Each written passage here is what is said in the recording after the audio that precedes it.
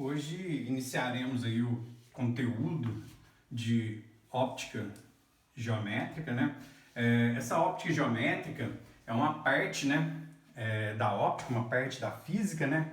Onde a gente vai estudar o comportamento dos raios luminosos sem se importar com a natureza, né, dessa luz, né?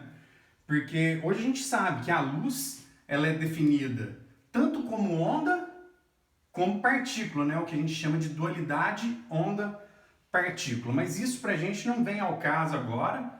A gente vai se importar apenas com o comportamento da luz na óptica geométrica, né? A luz como onda ou partícula, houve uma discussão muito grande em torno dessa definição, né, do que é onda, do que é partícula, se a luz é uma onda, se a luz é uma partícula, né? E, por exemplo, nomes importantes da física, né, defenderam lados opostos aí, né, dessas teorias, né? Por exemplo, o modelo corpuscular foi defendido por Galileu, Descartes, Isaac Newton, enquanto o modelo ondulatório foi defendido por Huygens, Euler, Thomas Young, né? Todos nomes importantes aí na física e que fizeram grandes contribuições, né? Mas para a gente não vem ao caso agora estudar a natureza da luz, né? Para começar a estudar essa óptica geométrica, a gente tem que fazer uma definição muito importante do que são as fontes de luz, né? O que são as fontes primárias e o que são as fontes secundárias, né? Fontes primárias são aquelas que emitem sua própria luz, né? Enquanto que as fontes secundárias, elas refletem, né, a luz de outra fonte de luz, né? Por exemplo, fontes primárias, o sol, o filamento de uma lâmpada incandescente, as estrelas, uma vela acesa, né? Porque uma vela apagada, ela não emite sua própria luz, né? Ela vai refletir a luz de outra fonte, né? E seria uma fonte secundária, né? Por exemplo, o que são as fontes secundárias aí? Planetas, satélites, né? Como a Lua, mesas, cadeiras, lápis, parede, tudo que não emitir sua própria luz. E quanto a essas fontes, né? As dimensões dessa fonte, a gente pode classificar elas como pontuais ou como extensas, né? Uma fonte que é extensa, ela pode se tornar pontual? Pode sim. Por quê? Porque vai depender das distâncias, né, entre a observação dessa fonte e a dimensão dessa própria fonte, né? Por exemplo, fontes pontuais são as fontes cujas dimensões são desprezíveis, comparadas à distância que as separa de outros corpos, né? Fontes extensas, fontes cujas dimensões são levadas em consideração comparadas à distância que separa de outros corpos, né? Por exemplo, uma vela acesa em um quarto muito grande. Na hora que eu enxergar essa vela num quarto muito grande, eu vou identificar ela como um pontinho, porque as dimensões da chama da vela ali, elas são muito pequenas com relação ao tamanho desse quarto, né? Uma fonte extensa, por exemplo, o sol iluminando a Terra, né? Uma lâmpada dessas compridinhas, fluorescentes, dentro de um quarto pequeno, ela é uma fonte extensa. Mas, por exemplo, se eu tiver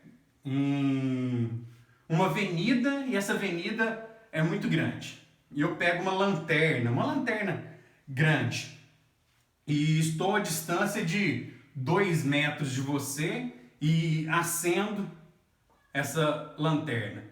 Essa lanterna, se ela possuir dimensões, por exemplo, 20 centímetros, numa distância próxima, né, entre eu e você, se nós estivermos próximos, né, essa fonte ela pode ser considerada uma fonte extensa. Mas agora, se nessa avenida você ficar parado e eu começar a afastar,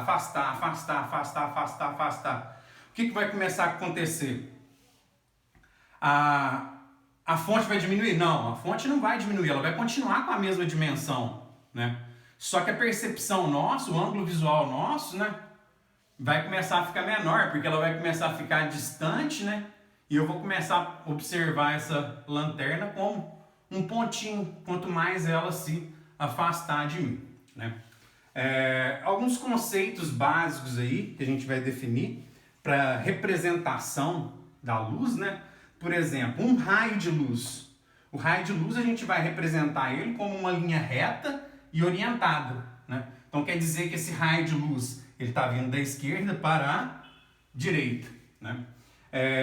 E aí quando eu pego conjuntos de raios, né, eu tenho o que a gente chama de feixe ou pincel de luz. Existe o feixe cônico divergente, porque ele diverge a partir de um único ponto, né? Então ele sai a partir de um ponto, né? Um feixe cilíndrico paralelo, onde todos os raiozinhos estão paralelos, e o feixe cônico convergente, né? Que ele converge para um ponto. Ah, mas o que é isso, Thales? Por exemplo, quando eu pego uma lanterna. Se eu pego uma lanterna e acendo essa lanterna, ela vai formar aqui o quê? Um feixe cônico divergente, porque ela sai de um ponto e abre ali, né, seus raios de luz. Um feixe cilíndrico paralelo, qual que seria? Por exemplo, vou apagar a luz aqui para ficar mais evidente. Por exemplo, o laser, né? O laser, ele é colimado, então ele forma um feixe o quê? Cilíndrico paralelo. Tanto que quando a gente observa aqui ele tocando no anteparo aqui, que no caso é meu painel aqui, a gente vê o quê? Uma forma circular ali, né? E o feixe cônico convergente, qual seria? Todo mundo já brincou com uma lupa, né? Às vezes pôr fogo numa folhinha de papel com uma lupa, né? Quando você faz com que os raios solares convirjam, né, para o mesmo ponto, né? Então vamos lá. A luz ela possui uma velocidade, né? As definições sobre velocidade da luz também foram meio conturbadas, né?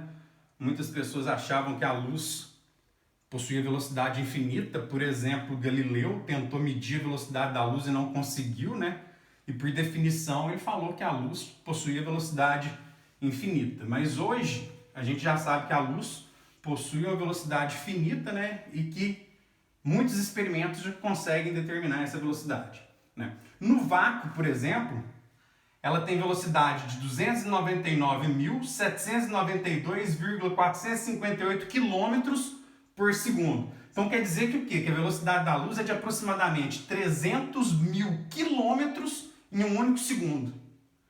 Então isso quer dizer que em um segundo ela percorre o quê? 300 mil quilômetros, né? A luz, né, apesar dela não necessitar de um meio de propagação, porque ela se propaga no vácuo, né? O meio em que ela se propaga vai influenciar a velocidade dela, né?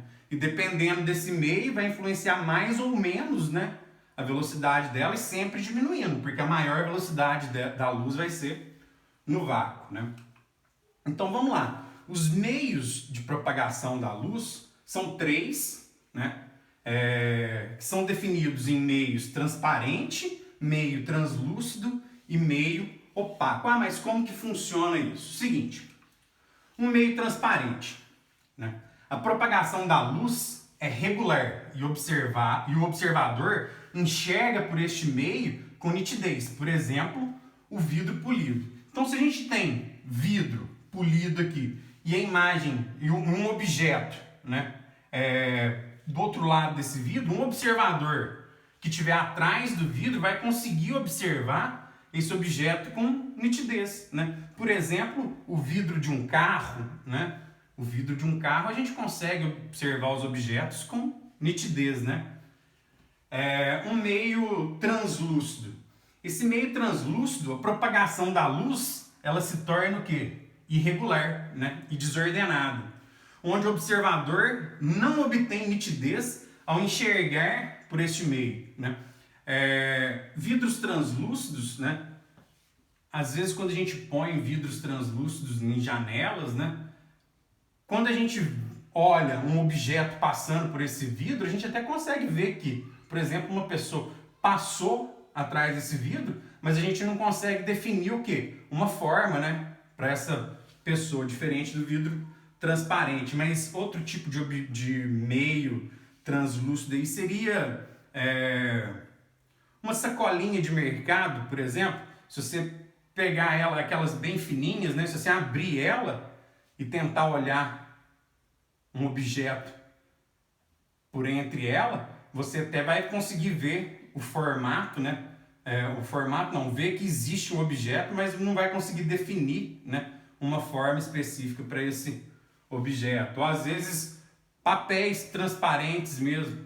Quando você pega um papel transparente e vai dobrando ele muitas vezes, né? Por exemplo, papel celofane.